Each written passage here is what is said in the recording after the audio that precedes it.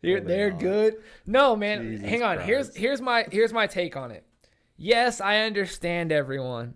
Okay, that it started out as street racing and now it's international espionage. I understand. You're stealing VCRs at first, and now there's magnetic hyperjets that are picking up cars and flying them safely for their getaway. I understand. I understand that Vin Diesel can survive anything based off plot armor alone. I get that. I saw one time Vin Diesel in a car jumped off of a cliff at a helicopter. And it caught his tire. Turned his wheel. It caught his tire. To catch it. And he swung onto the next island. Swung onto the next one. Yeah. That's the only clip I've ever seen of the entire Fast and Furious franchise. That was from the last one, number 9. That was from 9.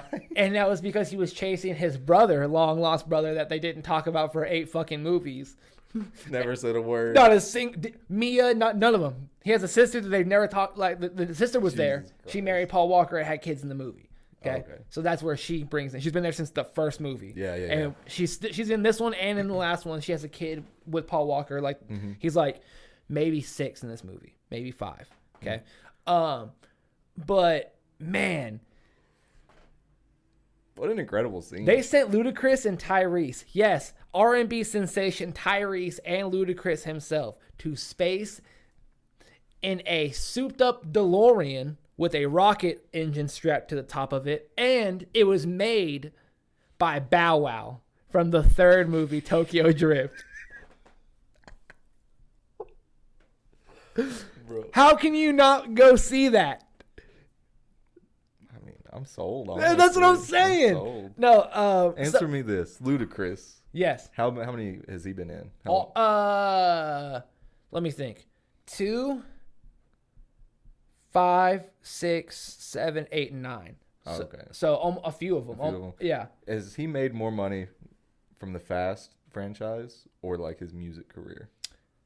That I would have to see what his contract is per movie, to be perfectly honest with you. Okay. I was wondering how it was with him.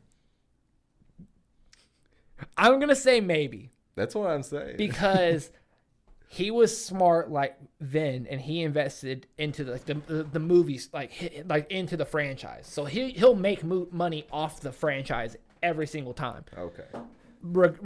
Besides his acting cut. So it's just next level marketing for this guy. It's Luda. It's yeah. Oh gosh, dang it, dog. This franchise was so good that it started 1, 2. Tokyo Drift was number 3 and didn't have anyone in it from the original 1 and 2. Is it completely different? Okay, yes. So Tokyo Drift is the 3rd installment, and it takes place as Sean is transferred to live with his dad through a court thing because he gets in trouble, and he's like, "Go live with your father." Now he lives in Tokyo because he's like okay, like an army brat. Goes to a high school in Tokyo. Who's there? Obviously Bow Wow. At the end of his music career. He's like BET 106 in Park Bow Wow. So everyone's like, oh shit, that's fucking Bow Wow. What the fuck? He's not Lil no more. So then he becomes a drift king throughout the end of the movie because that's how they race there. They drift. And so that's the whole point. But he has a mentor named Han. Okay. Mentor named Han. The 3rd movie. The 3rd movie, Han dies in a car accident. Damn, that's tragic. So the 3rd movie takes place after number 7 in the franchise. Okay. So hang on. It goes 1, 2. So 1 through 9 isn't the timeline. No. Wow. Because 4 and 5, at the very end of number 3, Vin Diesel shows up. Fun fact: the reason he shows up is because they were taught the Universal, I think, is who owns it, I believe. Whoever owns it was like, come back for the 3rd one, please. Like, because he was in the middle of a contract buyout for the Chronicles of Riddick, and they were like, we'll give you the franchise in a contract form. Literally, we'll sign it over if you come do this cameo. He was like, okay, easily. And then we got Riddick 3, and soon number 4 starts filming in June. Which is nuts. Crazy. I love it so much. So that's where number 3 is. Han dies, and that's why Vin comes back, because him and Han were like best friends. Okay.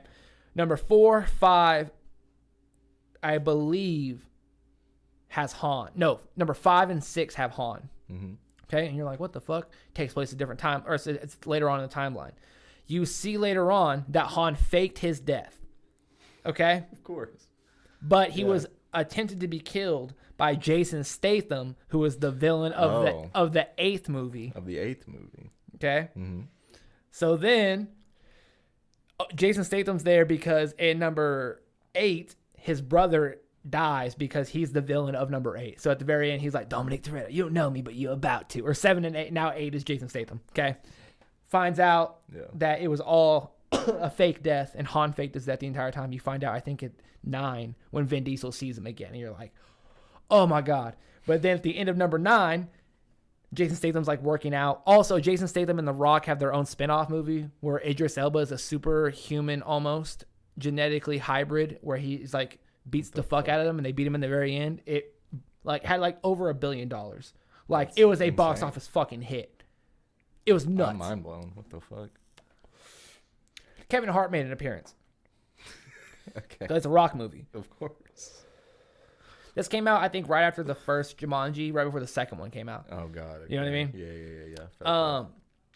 So that's how that went. So then number 9 is where, to an extent, they all work together to take, like, Jason Statham helps him to an extent. Wow. Okay? But he doesn't know Han's alive. At the very end of number 9, Jason Statham's working out, and then he knocks on the door, and it's the post-credit scene, and Han opens the door.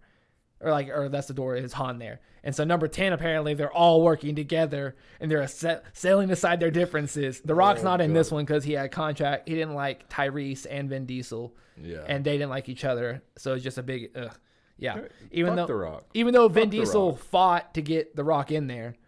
Yeah. And then it was just, he was like, I'm the face of it now. Don't those two only communicate by Instagram caption? Have you ever seen that? Yes, of course. They're always talking shit. That's how bad it got. Yeah. Because they were like, they didn't talk to each other unless they had to on screen. Yeah. Which is just. Their contracts too, I've heard, are like, The Rock can't look like he's losing a fight or something. Yeah. He can never fully lose a fight. Yeah. Like, that was a little contract in number 6, I think, where they go to Brazil and he's like he's in charge of like the government team that's like set to take Dominic in. And he is like, he just plays this almost Southern like version of Hobbs that you don't get the rest of the series, like the franchise. Like, he loses that like, I don't give a shit. Like, he sounds like Stone Cold Steve Austin almost in the first like installment of him. It makes no sense. Toretto.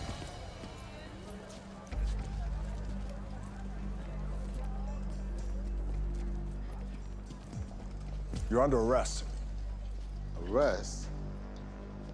I don't feel like I'm under arrest. How about you, Brian? Nah, not a bit. Not even a little bit. I'll just give it a minute. It'll sink in. We didn't kill those feds. Those Reyes. I don't give a shit. Just here to bring in 2 assholes whose names hit my desk. Yeah. That sounds like a real hero. But yeah, that's the franchise. Because and number 9, that's where everyone meets again, where Ludacris and them meet. Yeah. Bow Wow, the white dude, and one of their Japanese friends that was from the 3rd movie. They're all 3 of them are working on to get a car to beat the speed takeoff of a fighter jet. They're trying to get the same level of speed to get it. And so isn't that the 26-mile runway or whatever? Something like that. Yeah. I've seen memes of that. Okay, yeah. And so they're the ones that make the rocket that send Ludacris and Tyrese to space. Then they get picked up at the end of the movie because they're still in space. They don't get out. A Russian like cosmonauts, they pick them up because they're in like a space. Yeah. And then they bring them home like 3 months later or some shit like that. Like, legit, they keep it logical. It's fucking hysterical. Keep it logical. Yeah. Thank God. Yeah. Oh yeah. They were in a DeLorean, by the way. Oh. That's the vehicle that they strapped a rocket Christ. engine to. So. You sit there and recap the timeline of the Fast and Furious movies so easily, but you have no idea how impressive that is to just be able to regurgitate nine movies worth of villains and connections and friends. That wasn't everything. It's just but like it's just off the top. That's incredibly impressive. Number 7 was Paul Walker's last one.